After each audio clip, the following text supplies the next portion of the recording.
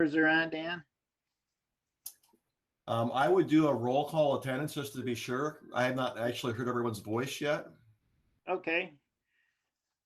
All right, let's start with a roll call then. Let us know if you can see and hear us. Rusty? Yes, sir. Very good. Bo? I'm here, Randy. Thank you. Joanne? Yes. Terry? Yes. Celeste? Yes. And Kurt? Yes, it's good to be last, though. Well, the gang's all here. We'll call this virtual regular business meeting to order. And on behalf of the board, just to keep it simple, I will recite the Pledge of Allegiance.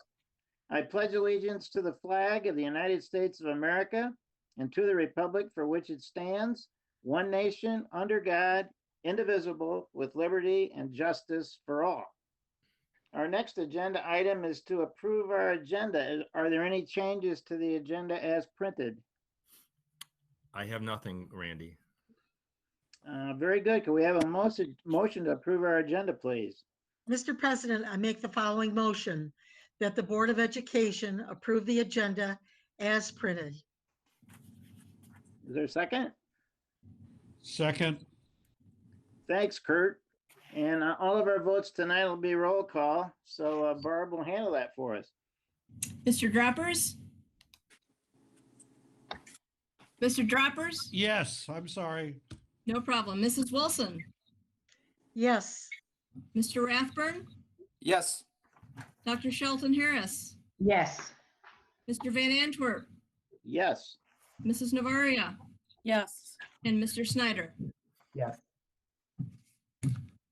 And with that, the motion passes and our agenda is approved, and we'll move to the report section. Mark? Thank you, Randy. We have a number of scheduled reports this evening, but before we get started on that, I just want to make a couple of comments as well.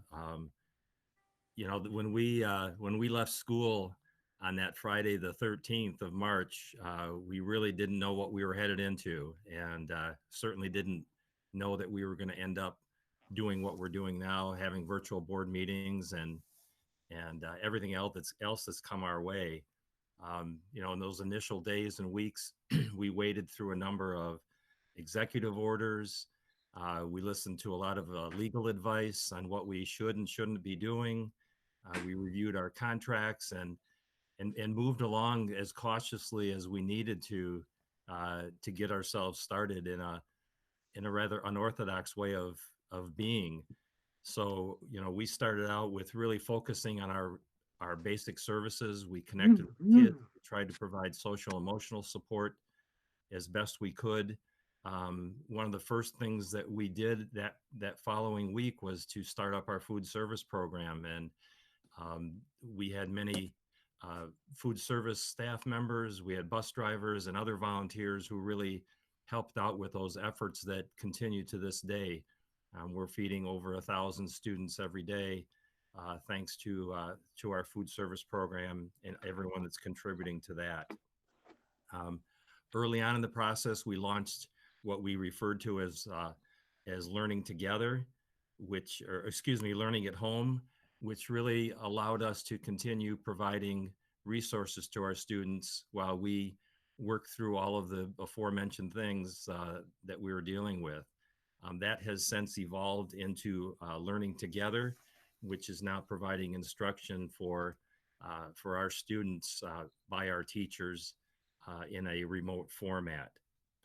So as we go through this, as we make these changes, as we've adapted to this new reality that we're in right now, I wanted to really thank, first of all, the food service staff, the bus drivers, the volunteers for all their work and providing a very necessary and essential service to our students and their families.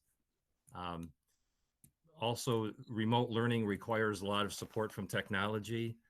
They too are to be thanked for all of their work in distributing Chromebooks and getting them prepped for student use, and in often cases dismantling some of the computer carts that we had in our classrooms just to get those in the hands of our students.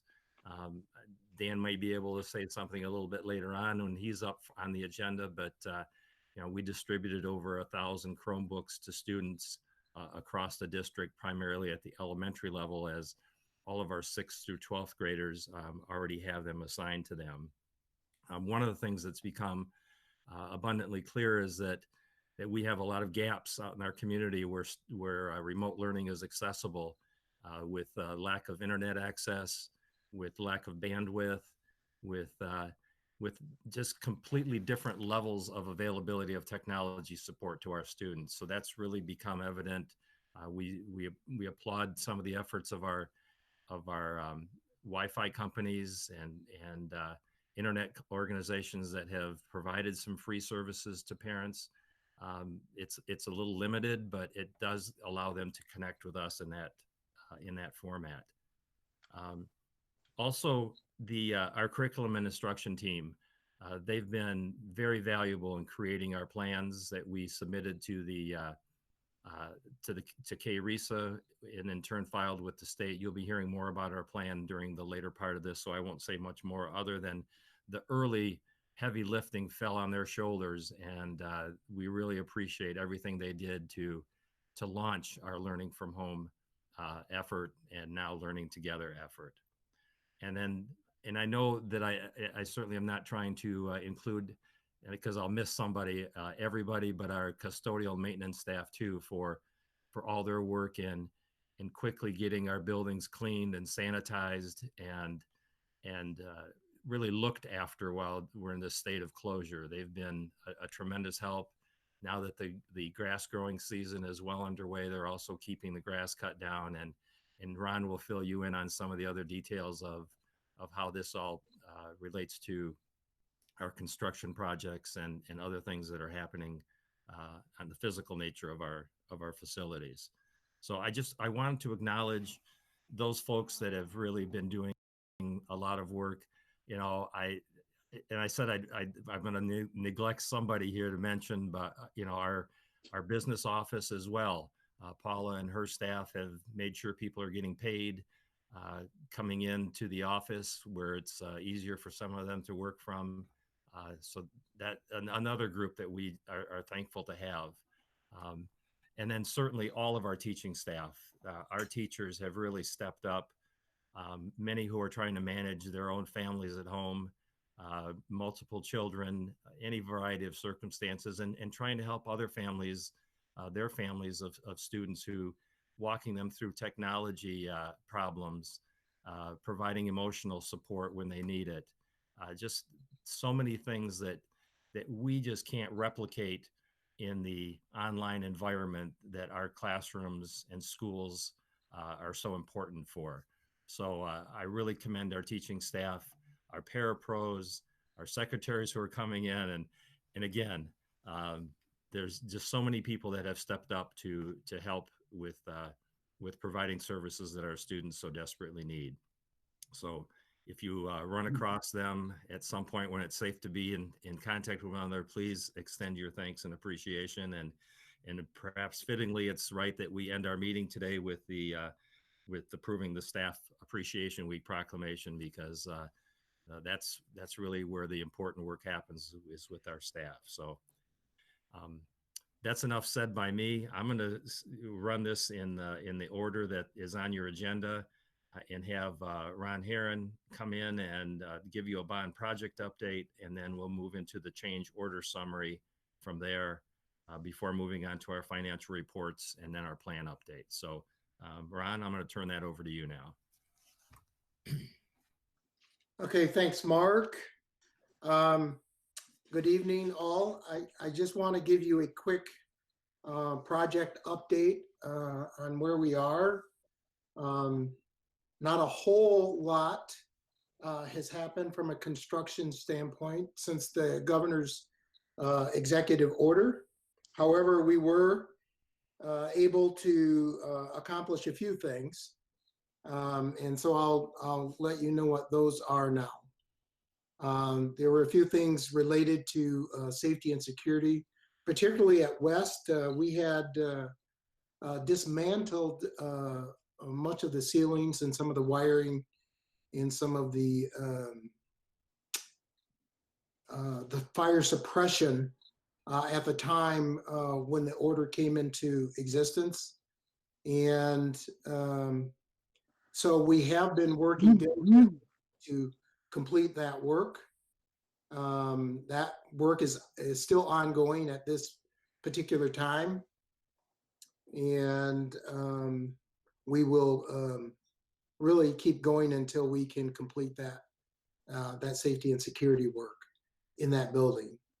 Also over at Central Middle School, we were able to complete the first phase, since we last talked, the first phase of our asbestos removal from the old Central Middle School that had been scheduled, and we were able to complete that.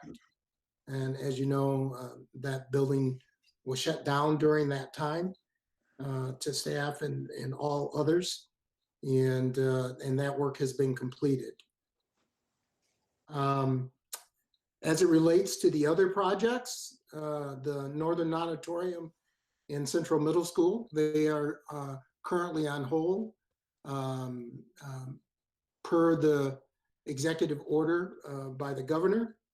And we are working, I've been working with Troon and BCC, which is the Building Codes Commission, that to get those projects to be able to restart as soon as possible. We were hoping that the governor would release the construction as a whole, but to date, she has not.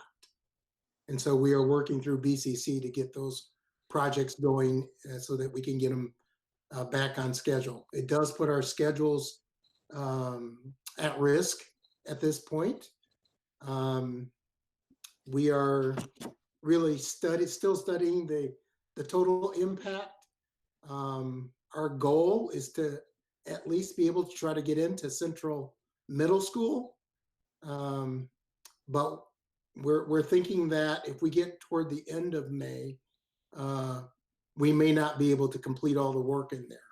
So that's sort of where we stand right now with our projects. Obviously, the date for Northern Auditorium will get pushed back as well. We haven't done a reschedule on that yet, but that date will get pushed back as well for completion. So that is primarily it on the construction update. Questions before I move on?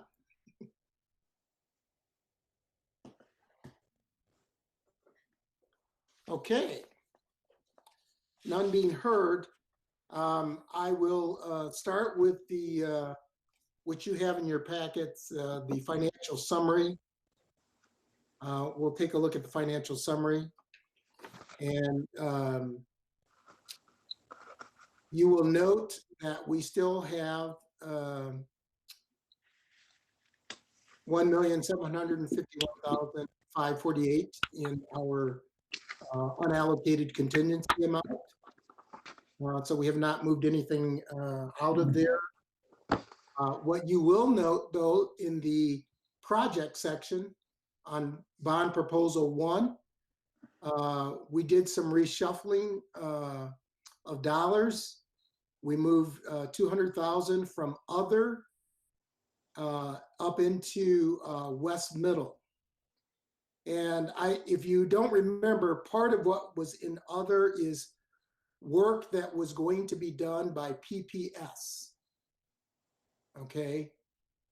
We shifted some of that work back to OAK because we are either not going to be able to do it ourselves, or it made sense for them to do that work with their folks. We had hoped to do a few things ourselves. There was some flooring, some painting of the hallways that we were going to bid out ourselves, that they are now bidding out on the OAK side. some replacement of doors, FRP doors, that we were going to bid out ourselves, but they're doing that. Loading dock, and just a variety of things that they are now doing on their side of the fence. So we transferred those dollars back over to the OAK budget and not to the PPS, work done by PPS. So that's what you will note. That's the only change that you will note on your financial update. Questions?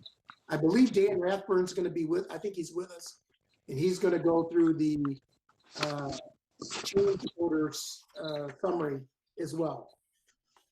So Dan, if you're there. I'm here. Can anyone hear me? Yes. Okay. What we'll do is we'll start out, go through, we had 3 schools to go through. I'll stop at the end of each school and allow for questions. We'll start out with North Middle School. All of these changes are changes related to bond change order 27.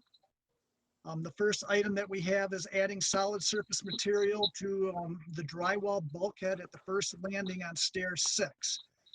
This was to protect the drywall and provide a clean look. It was an area that was accessible for students to set stuff on and drop things on. So that's why we added the solid surface for $2,041. The second item for North Middle School is to change all lockers to medium-sized 2-tier lockers. And that was $53,975.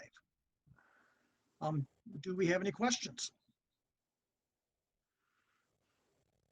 Yes, so all lockers, all the same size, and the units are pulled out, put back in.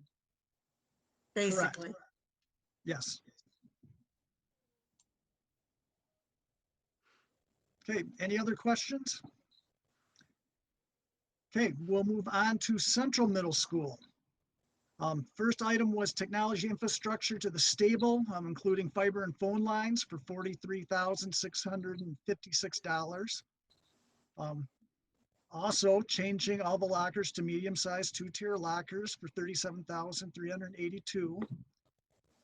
Adding a card reader and an electric strike at door C401 for $2,616. Mirroring what we did over at North Middle School, we added support structure to the lower basketball backstops to move them down below some of the ductwork. We also added archery netting for the multi-purpose room and scoreboard upgrades, and that was $16,995. And the final item for Central was Tectum ceilings, the same as we did over at North Middle School for $89,620. So it's in the STEM spaces and the science spaces. Any questions on Central?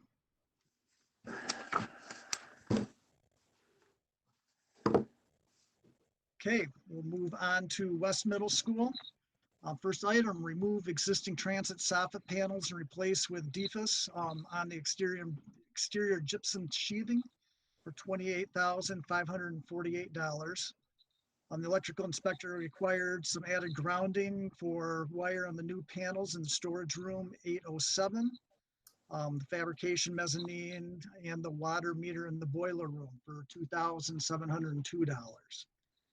Repair and replace the gym wall tile in the gym and extend the tile to the north and south walls to make it all look uniform, $9,448.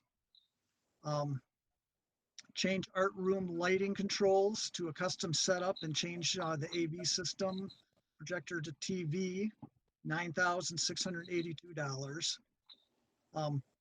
The final area of the ceiling was replaced in lieu of just painting the ceiling grid for $28,461. We also did a light grind polish and sealing of all the terrazzo. This also includes repairs to the terrazzo at the gym entrance and lobby, $49,600. And additional wall repair for areas A and E, including the painting of the band and choir support rooms, $4,835. Changing the gym floor to a wood floor, 77,352. Related to that, we had to adjust the basketball hoop heights to accommodate the higher wood floor, $1,365. That's it for West. Any questions? Yes, Dan. Yeah. This is a case of not involving, the school in the need for the gym floor. Do we have a credit for the original material that we ordered before we converted to a wood floor? Yeah, I can answer part of that, Dan. Yeah, we got a credit on some of the labor, but we also are still in the process. We kind of got slowed down by this COVID thing, but we still have the materials and we'll be selling those materials, recouping a significant part of those dollars, that 77,000. Thank you.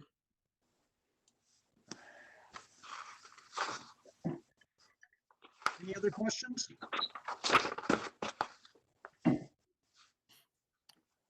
Okay, thank you very much. Thank you, Dan. Thanks, Dan. And we'll transition over to Paula, who is going to do the financial report and provide you with a little bit of a budget update on both this year's and next year's budget. So, Paula, it's yours. Good evening, trustees. A lot has happened since the last time I presented to you at the end of February. Included in your board packet is the financial report through March 31st. I would like to know if you printed out this report prior to the meeting, please go back to board book.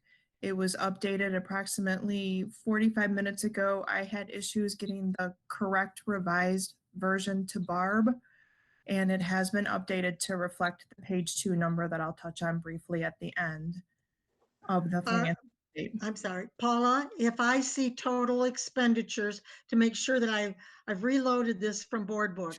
If I see total expenditures of 99,908,793, do I have the most current one that you're working off of? Yes, you do. Perfect, thank you. Okay. Through March 31st, revenues are tracking proportionally to last year at this time. There's just a couple slight variances. Our federal revenue is up in comparison to last year, and that is due to Title III and Title IV dollars that we didn't have last year that we have this year. And then local revenue is down in March due to a timing of a enhancement millage check. Last year, we received an enhancement millage payment from KRESA in March. This year, we received it in early April, so that will be reflective in the next report that I bring to the board. So all in all, there's nothing that looks unusual in the revenue category through the end of March. Moving on to expenditures, looking at just total at the bottom of page 1, comparing this year to last year, we're neck and neck percentage wise. I just want to point out a couple of variances to the board that I noticed when I was preparing the report. General administration line item is down in comparison to last year, and believe it or not, that's due to lower costs for legal fees and some miscellaneous contracted services that the district has. Operation and maintenance area is trending higher. That's due to a couple of different things. Combination of increase in tech repairs for Chromebooks. Architect fees for the elementary bond are included in this category. We now have 2 stadiums that we are staffing for custodial versus 1 stadium last year. So overtime is up in that category.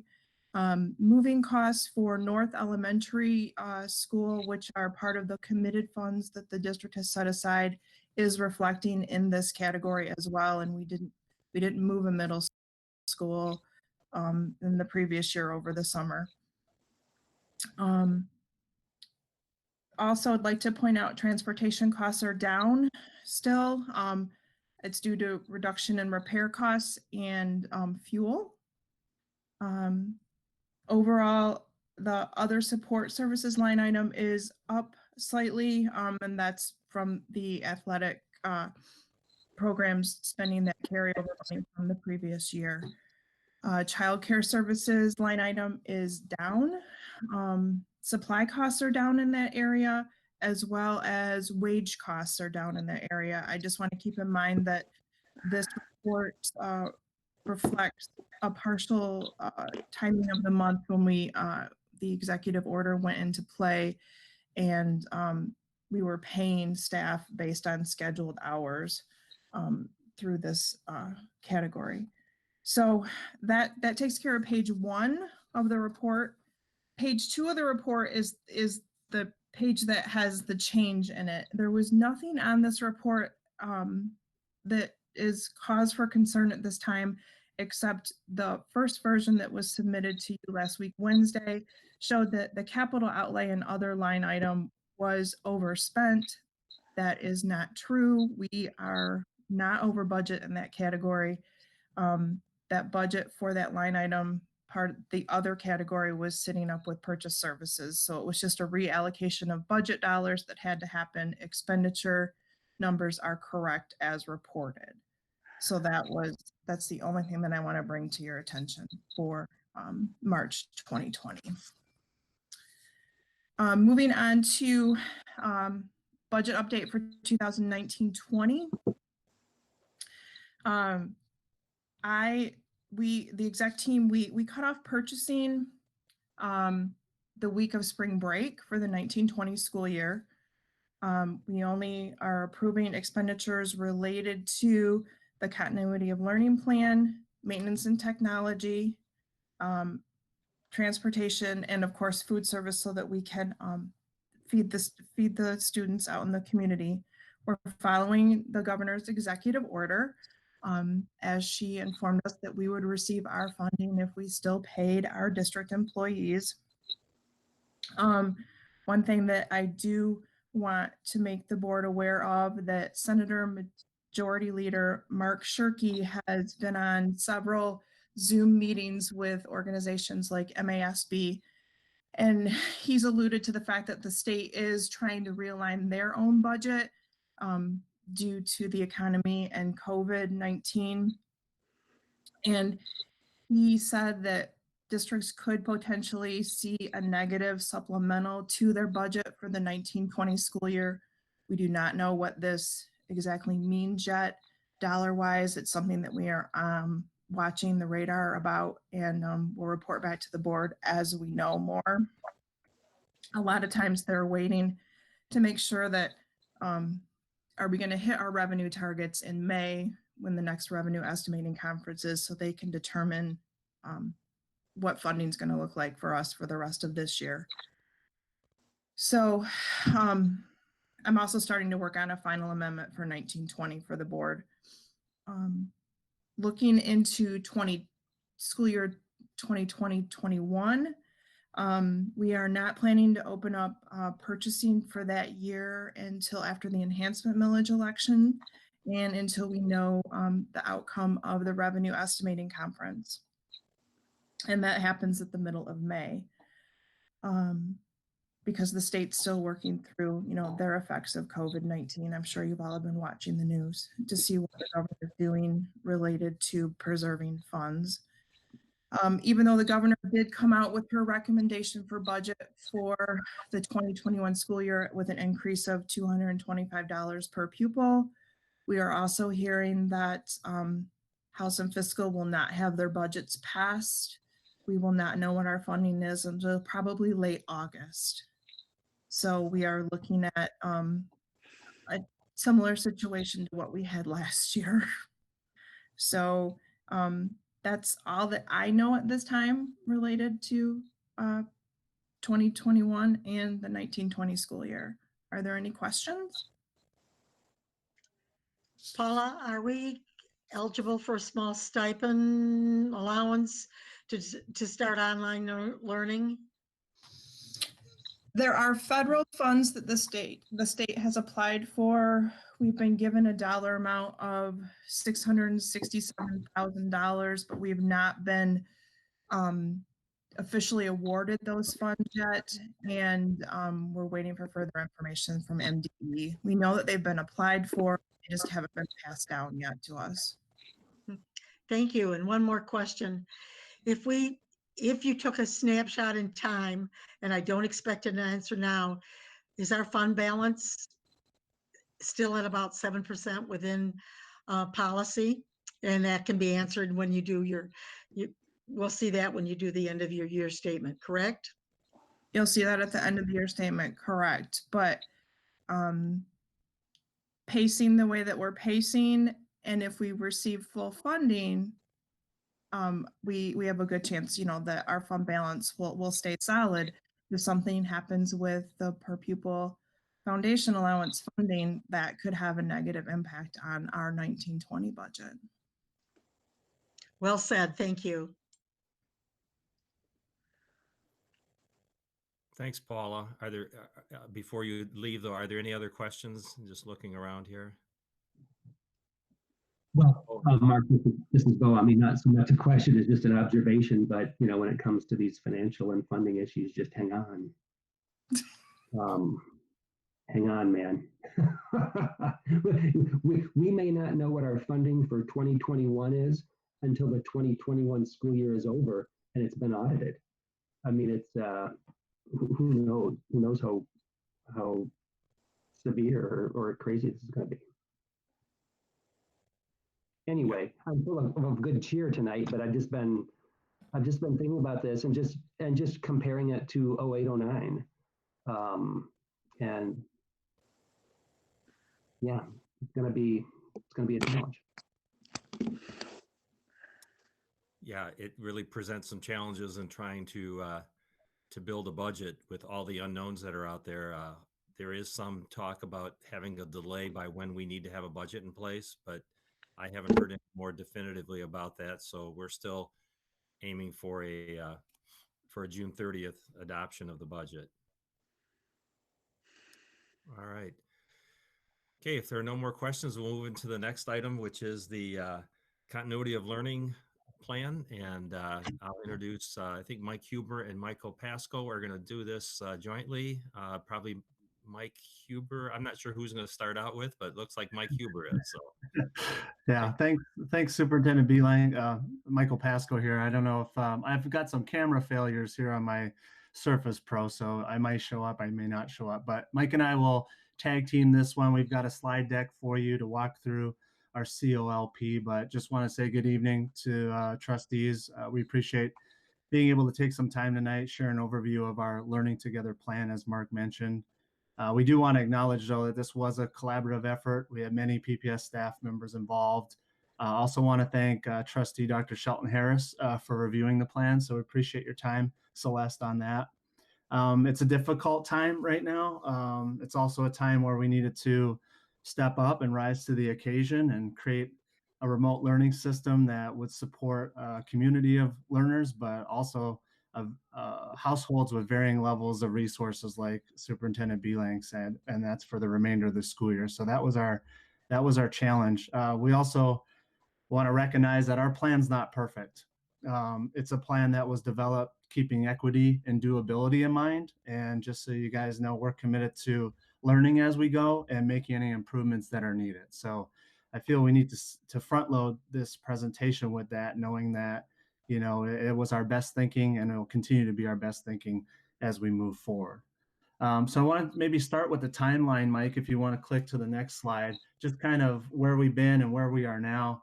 Like Mark said, March 13th, with the result of temporary closing schools, really prompted our teams to come together, our instructional teams, our core curriculum teams. We needed to start discussing and engaging in conversations around how we're going to keep students connected to learning, what that would look like during the temporary closure.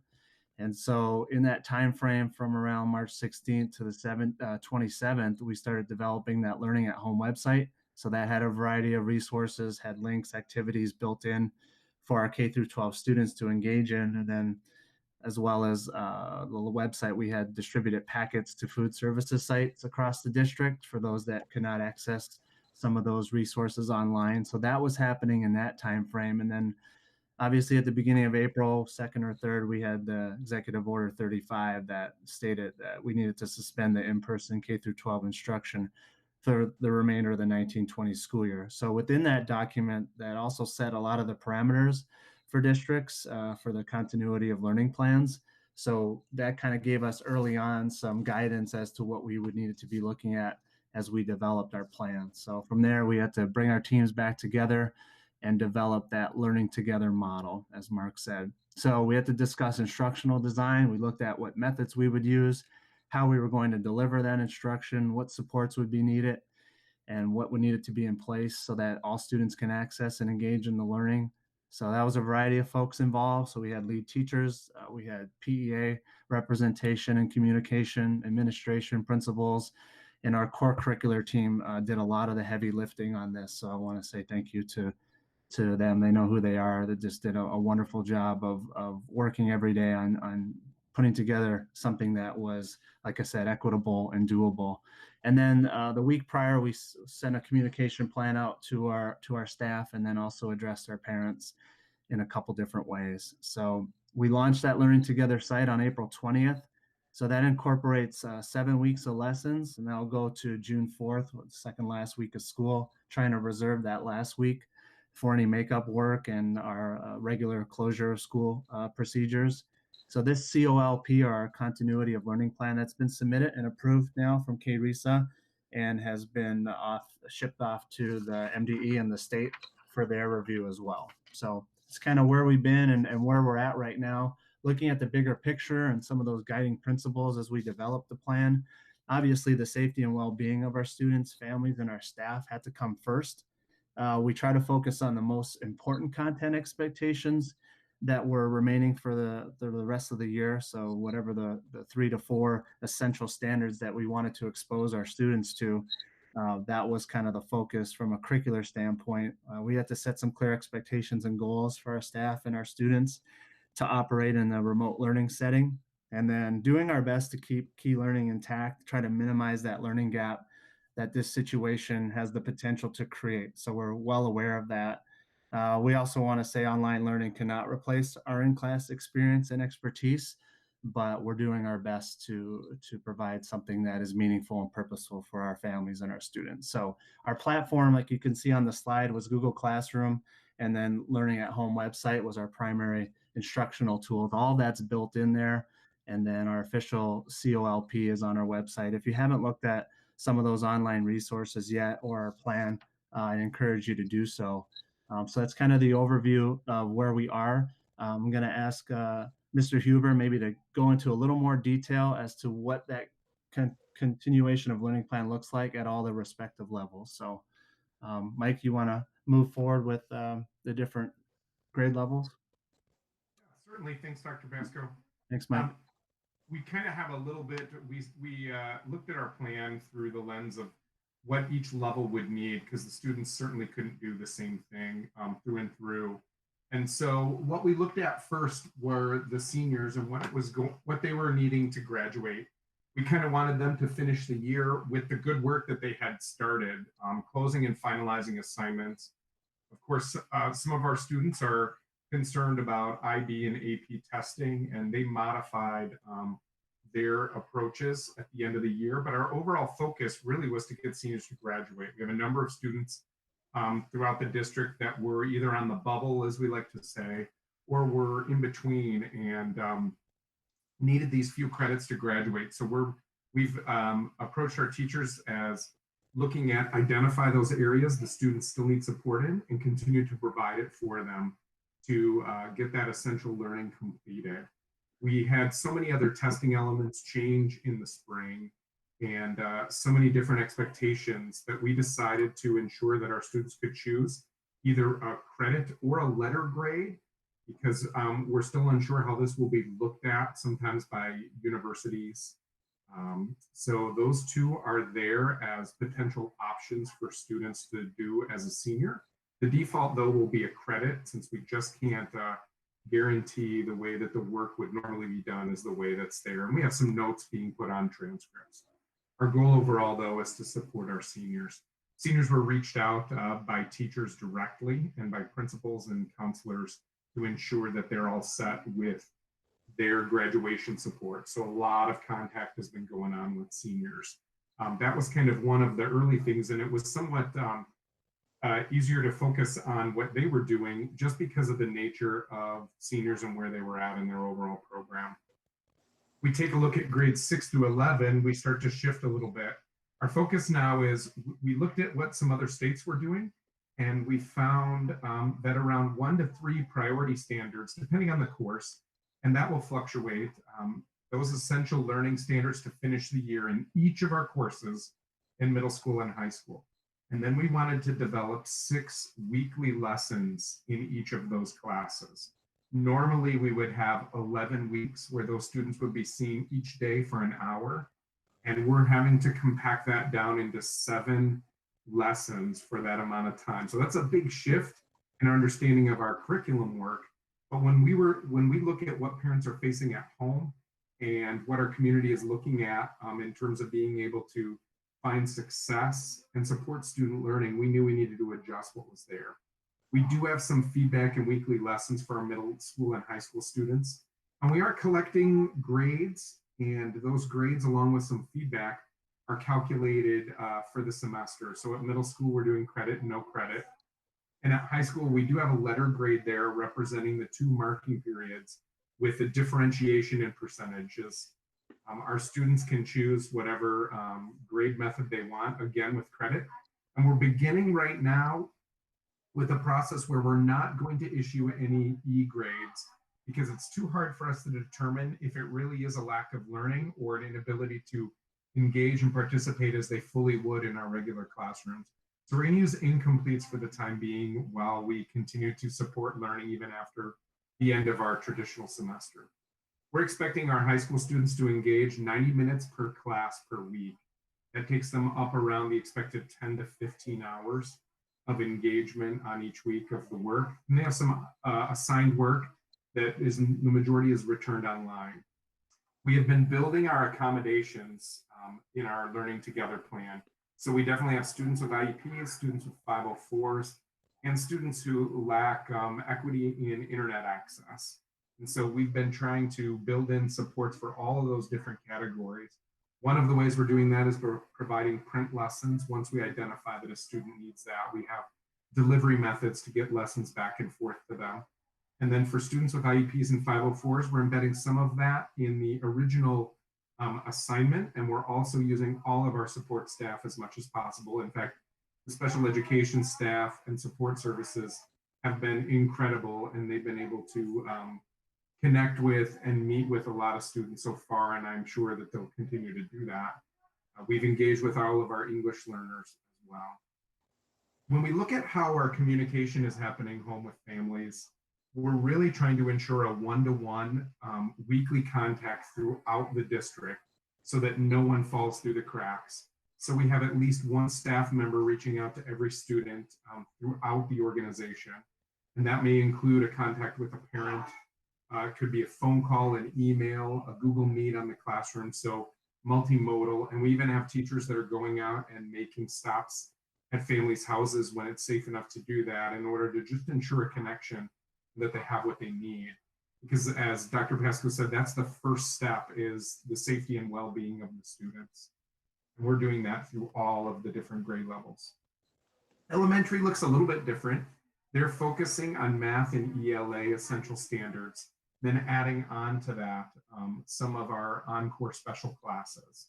And they're again using that 1 to 3 priority standards and developing those lessons. They're utilizing IXL, which is one of our digital subscription platforms for students, to deliver the content. And they're supporting that. IXL does have some print resources as well that match up with their online resources when they're to help support students who have English learner needs, special education needs, and other supports. Their level of time engagement is a lot less. We're looking at, we looked at a lot of different states, what they were doing, and it can be between 10 to 30 minutes a day for those core lessons. And then we're adding on top of that the special and encore Again, we're continuing the office hours and the one-to-one contact at the elementary grades. For the elementary grading, we're providing feedback during those office hours and during the class meetings. But what we're not doing is assigning any standards-based grades during this semester. We just, when we reviewed, we felt that it wouldn't be authentic as a standards-based measure. And in order to move that amount of information back and forth and allow for that support, elementary felt it was the best option to kind of just keep feedback as engagement and support on the lessons and learning that were happening in all of those classes that they had. Our continuation of learning plan has a handful of other elements in it. One is the continuation of food delivery and food services for our students. We've been doing thousands of meals. You heard Mr. Beelang say that at the beginning. We've got food service staff and a handful of volunteers that are going over to make sure that we cover these 6 sites 3 times a week. It's thousands of meals. In fact, I think today Portage Central had released a little video where they went down and interviewed some of the staff helping with that. So you can find that on Facebook, I believe, or YouTube on the Portage Central channel. That's been an important thing. There's a continuation of our staff salary, and that encourages us to keep our spaces safe where we have staff working, reassign those who are part of Portage Public Schools to meet our students' needs. A few of those spots, just to give you an example, where we're taking some paraprofessionals that may work with 1 or 2 or 3 students, and we may have them making those connections with those 3 students, but also reaching out to others or helping to support staff in the work that they're doing. We also have external courses that we've connected with. Our students participate in a wide variety of programs outside of us, CAMSI, EFE, and EFA, dual enrollment, and all of those originating schools have their own rules and guidelines. And so we've been able to connect with a lot of them and ensure that not only our seniors, but our underclassmen are being taken care of and connecting with all of those plans. Here's a brief list of looking at all the people who supported the development of this plan. As Dr. Pasco said, it kicked off right away. We were in deep daily for multiple hours on end, making sure this worked with that development team.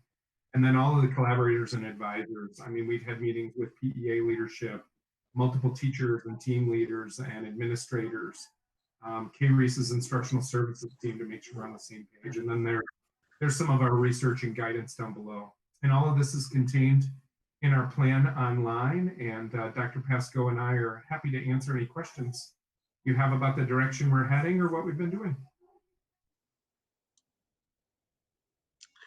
Michael, you mentioned about office hours. Our teachers are not in the buildings. Is that correct?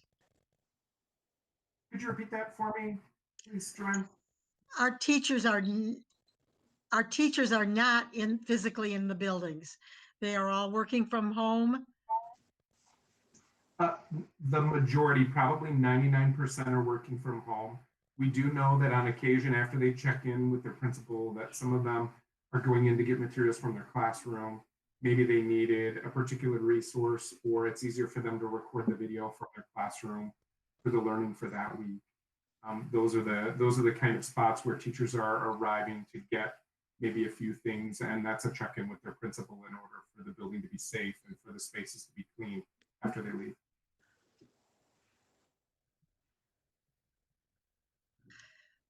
Dedicated teachers and dedicated development team, collaborators and advisors. Thank you, Michael. I'll let Randy thank you better than I can.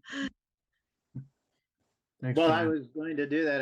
It's unbelievable what you've been able to pull together with so many people and organizations as quickly as you did it. And thank you very much and congratulations on all this work. Yeah. Thanks, Randy. We appreciate that. Yeah, thank you. We'll pass that along to the teachers and team. Yeah, Randy, I don't, the only thing I would add to that is just a thanks again to Dr. Pasco and Michael Huber for being the point people on this, on putting together this plan. The elements of the plan were dictated to us by the state, and we fulfilled that. And the feedback we got was that this was an excellent plan that we put together, and we continue to hone it as we move forward. So make refinements to some parts of this to make it better yet. So thank you to the team and Dr. Shelton Harris. Appreciate your input too as a board representative to take a look at the plan and provide your perspective to that. So Thank you very much. I learned a lot. And curriculum is my thing, but this was very well done, and it was my pleasure. All right, thanks, Doc. that's all I have, Randy, from the superintendent's report. I didn't afford an opportunity for board members to ask any questions of me during my portion of the report, so I'll just stop for a second and allow that to happen if you'd like.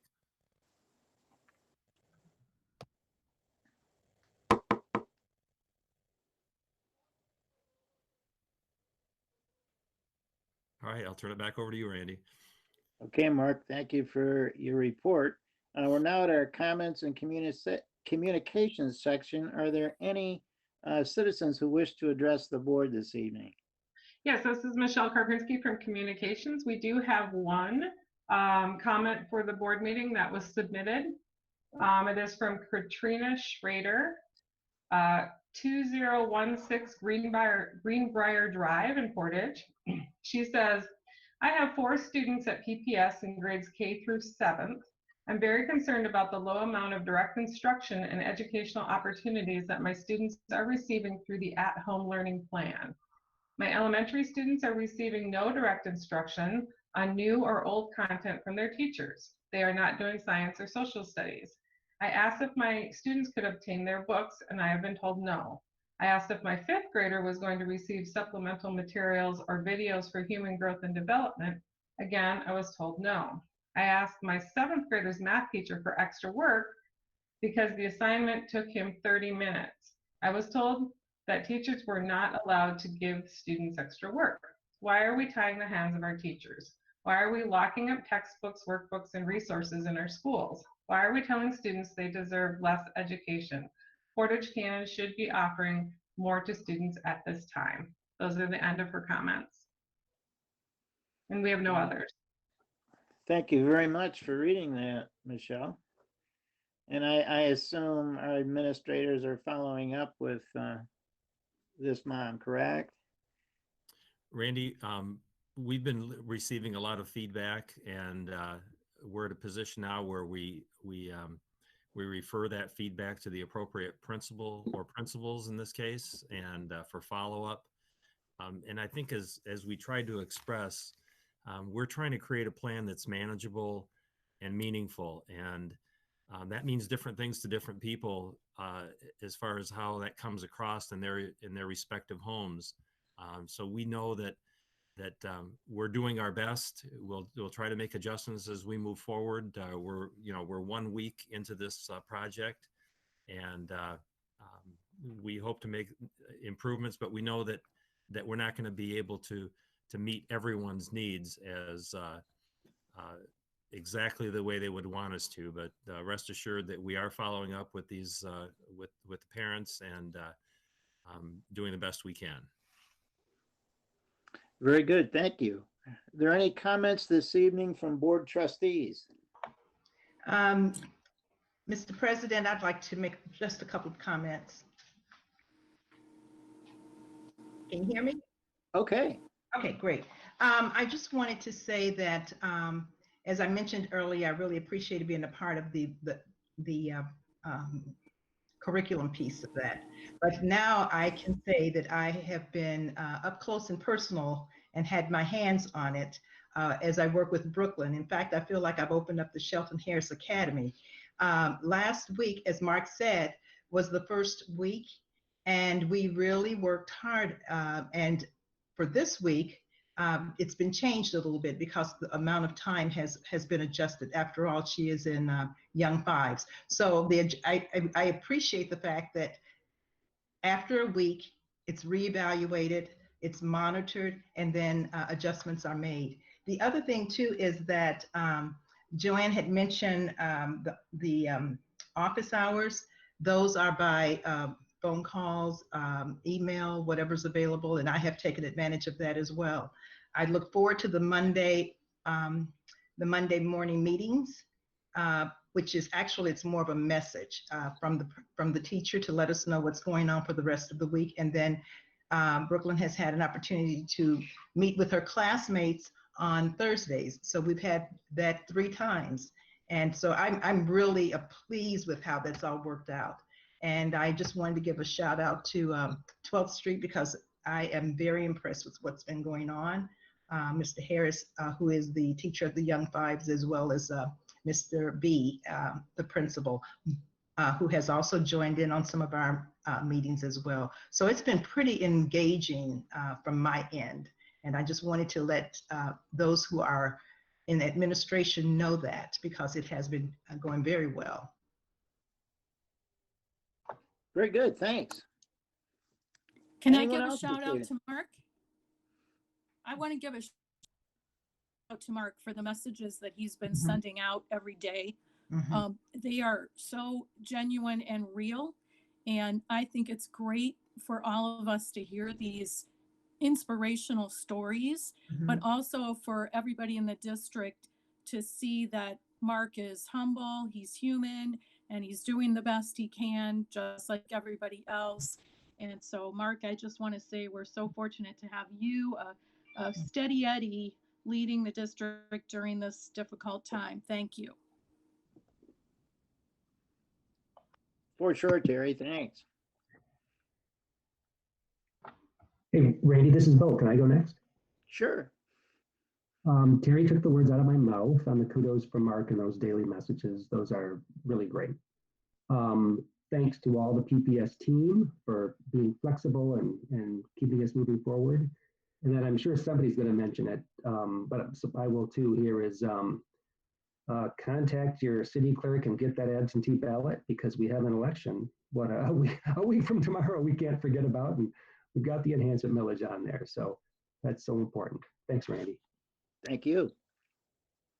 Anyone else? I want to thank Joanne. I want to thank Bo and Terry for congratulating Mark for his communication.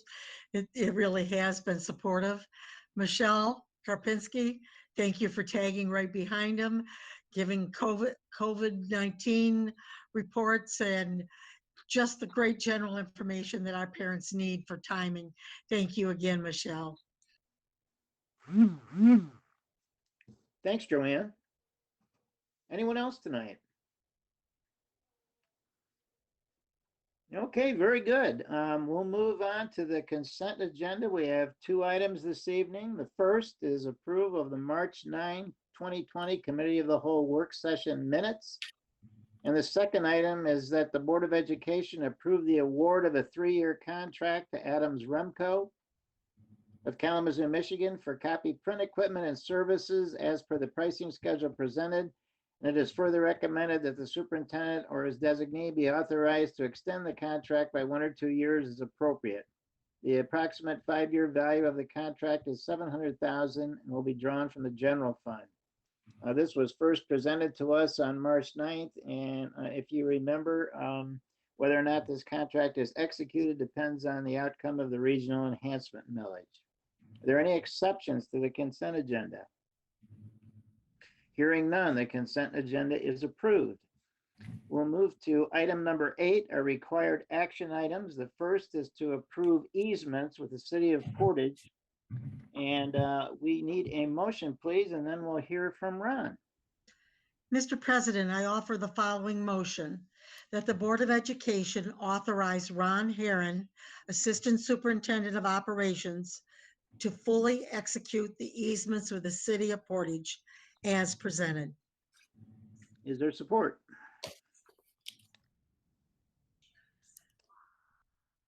Is there a second, please? I second it. This is Celeste. Thank you. Okay, Ron. Yeah, thank you, Randy. As you can see in your documentation, these are easements for several of our projects. I believe the first 2 are for the Central Athletic Event Facility site, and there are 2 there, one for water and one for storm. And then the other is for Central Middle School, It is our complete water main loop that was put in and the necessary easements in order for the city to maintain that. And then the fourth one is North Middle School. It's an amendment of an existing water main. There were some changes that we found some existing piping on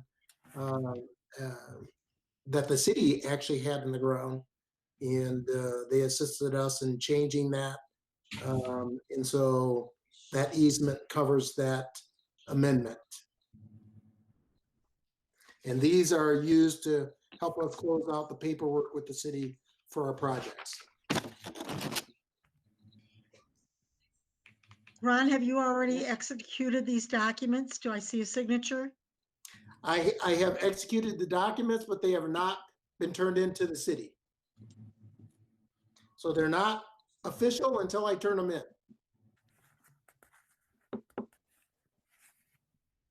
Are there any other questions for Ron? Hearing none, we'll proceed with the vote. Please, Barb? Mrs. Wilson, Yes. Mr. Rathburn, Yes. Dr. Shelton Harris, Yes. Mr. Van Antwerp, Yes. Mrs. Navaria, Yes. Mr. Snyder, Yes. Mr. Droppers. Yes. Thank you. The motion is approved, and we'll now move to item number 9, our action items. And the first one is to approve West Middle School classroom furniture and media center shelving. Is there a motion, please? Yes, Mr. President, I'd like to make the following motion that the Board of Education approve as presented the purchase of classroom furniture, auxiliary items, chairs, workstations, teachers' desks from Custer and Media Center shelving for Demco to outfit West Middle School at a total purchase price of $568,603.58 will come from the 2019 Bond Fund Number 1 Furniture, Fixtures, and Equipment Budget. Thanks, Kurt. Is there a second? I second that motion. Thank you. Ron? Again, this is a furniture for West Middle School for the amount of, as stated in your packets. I would say that we continue to use the similar format as we did with North Middle School and Central Middle School at West. We did make some tweaks in a few of the ancillary items just because of the West configuration of that building is a little bit different. And currently, we still are under budget for that building. I think we still have about 163,000 under budget thus far. We will have some additional items to come up in the future, and but we plan to stay under that budget. Thank you. Any questions for Ron?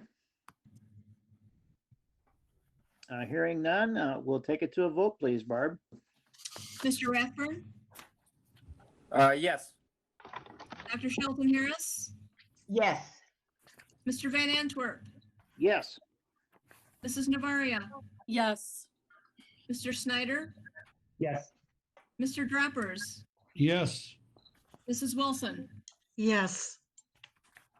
The motion is approved. Thank you. Our next action item is to approve the Central Middle School demolition, asphalt, and landscaping. Is there a motion, please?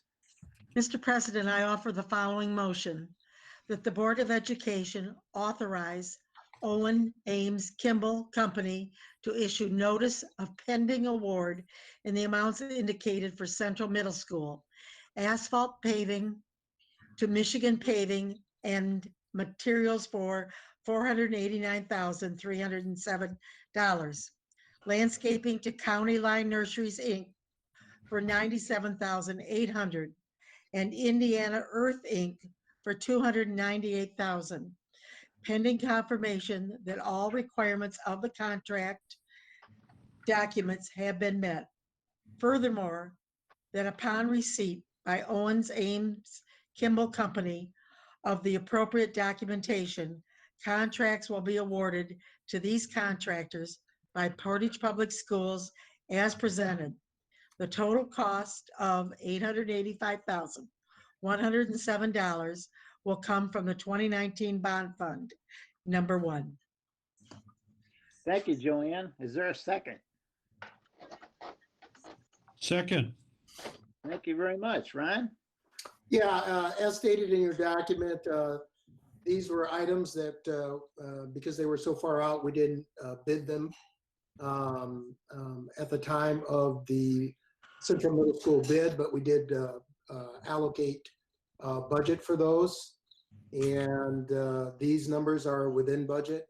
As a matter of fact, I think they're about 183 below, 183,000 below the budgeted allocation that we had for these items. And again, we waited because of the length of time, again, before these things were going to be required to be bid out and done. So, Ron, I have a question. yes. There was an alternate for Indiana Earth for 30,000 that you approved. Can you tell me what it was about? Yes, I can. And I think Dan is on the line too. If he wants to chime in, he can. Dan Rathburn. This was for asbestos abatement that the has to have. It's under our demo contract, but it has to have a separate contract because demo companies won't touch abatement on their for insurance reasons, and so that was the alternate. Thank you. Do that work. Any other questions for Ron? Hearing none, we'll take it to a vote, please, Barb. Dr. Shelton Harris, Yes. Mr. Van Antwerp, Yes. Mrs. Navaria, Yes. Mr. Snyder, Yes. Mr. Droppers, Yes. Mrs. Wilson, Yes. Mr. Rathburn. Yes. Very good. The motion is approved. Our third action item is to approve a Chromebook purchase. Is there a motion, please? This is Bo. I'm going to do this motion because it's short. Yeah, the other ones were long. I move that the Board of Education approve the purchase of 1,400 Chromebooks from C-High of Rochester Hills, Michigan, in an amount not to exceed $266,822, the proceeds for which will come from the 2019 bond fund number 1. Is there a second, please? I'll second that. Thank you, Terry. Dan? All right, yet another Chromebook order. These Chromebooks are going to be primarily allocated to second grade and to sixth grade next year. We are bringing the purchase very early in the purchasing window this year with the hopes of getting in front of the supply chain issues that we're seeing. The second grade Chromebooks, for the most part, were removed from all of their carts and distributed as part of our online learning plan. We've got a little over 1,200 Chromebooks that we've deployed now. Those Chromebooks were getting to be near the end of life anyway, so we decided to just replace those carts with new Chromebooks now versus doing a one-year cycle with the ones that we'll get back from the elementary side. For the sixth graders, our original plan was to bring the 12th grade Chromebooks back in, clean them up, prepare them, and then make them available for sixth graders. That plan is no longer viable, in part as we're seeing return Chromebooks come in various states of repair, and we're having a very hard time getting parts. So we've decided to do new Chromebooks for the sixth graders. We will collect the 12th grade units. We'll sort them out for spares, replacement parts as needed. But right now we feel that's the most viable way to go. Pricing on these Chromebooks is very strong. We're sticking with the HP Chromebook. We've had a couple of purchases of those already. They've been very strong and durable units. And this year's iteration looks even better. This was purchased from the Michigan purchasing program, so there is no RFP associated with this purchase at this time. Thank Thank you, Dan. Any questions for Dan? Dan, are we going to be looking at replacing 15 to 20% of our Chromebooks every year?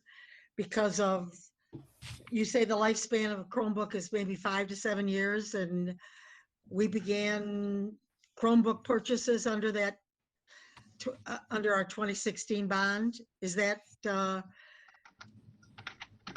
the plan, 15 to 20% of our replacement every year?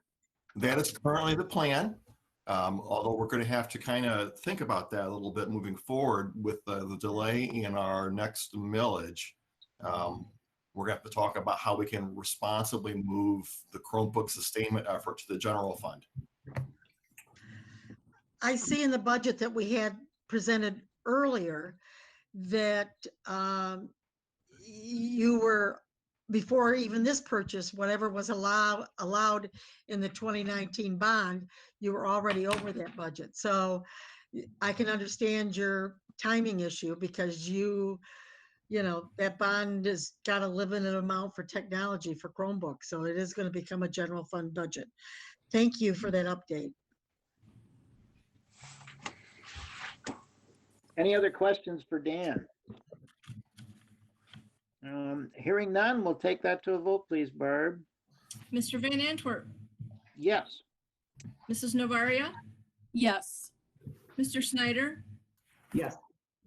Mr. Droppers, Yes. Mrs. Wilson, Yes. Mr. Rathburn, Yes. Dr. Shelton Harris. Yes. Thank you very much. The motion is approved. Our fourth action item is to approve a resolution regarding compliance with Executive Order 2020-35. This is a recommendation from Neola. Is there a motion, please?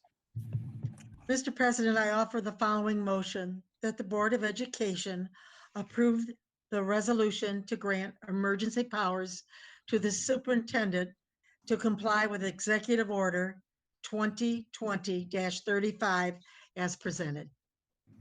Is there a second, please? Second. Thank you, Kurt. Mark? Thank you, Randy. As I tried to be as explanatory in my memo as I could be, you know, these executive orders have really created some challenges for districts and at least with some decisions and the timing of board meetings and the need to take action. So this resolution is one that's being recommended by Neola for those districts that are also receiving policy services through Troon. They have a similar resolution out there as well. So I think that most school districts in Michigan are taking this action to grant me emergency powers to be able to handle things that might conflict with board policy, certainly board action. I'm thinking in terms of letters of agreement that we've been required to enter into with our different contracted groups. There may be some policy changes, definitely around attendance and in what we currently have written in our student and parent handbooks that need some adjustment to be in line with the executive order. So this resolution allows me to act on your behalf with the expectation that I will kind of present you with a summary report of what those actions on my part have been that supersede action that you would normally take.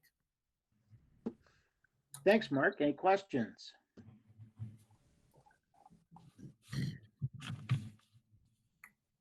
Hearing none, we'll proceed with the vote, please, Barb. Mrs. Novaria, Yes. Mr. Snyder, Yes. Mr. Droppers, Yes. Mrs. Wilson, Yes. Mr. Rathburn, Yes. Dr. Shelton Harris, Yes. Mr. Van Antwerp. Yes. Thank you. The motion passes. And last but certainly not least is to approve the Staff Appreciation Week proclamation. Is there a motion, please?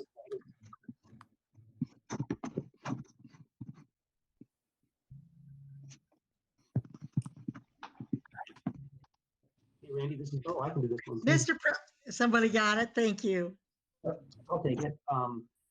I move that the Board of Education approve the 2020 Staff Appreciation Week proclamation as presented. Is there a second, please? I second the motion. Thank you very much. And could we have a volunteer, please, to read the proclamation? I'd be happy to read. Thank you. Staff Appreciation Week proclamation. Whereas a strong, effective, free public education for all children is critical to our democracy at the national, state, and local level, and whereas a strong public school system makes for a strong community, and whereas the vision of Portage Public Schools is to be an exceptional, continuously improving learning culture with high expectations committed to all, and whereas the commitment Portage Public Schools teachers and staff show to students by inspiring them to succeed academically, artistically, socially, and athletically is essential to making the vision a reality. Therefore, the Board of Education of Portage Public Schools does hereby proclaim May 4 to 8, 2020 as Staff Appreciation Week in the Portage Public School District and encourage all citizens to congratulate our educators for the work they do every day to develop students today and mold successful citizens who will have a positive influence on our community tomorrow. Adopted this 27th day of April, 2020, Portage Public Schools Board of Education. Are there any comments from trustees?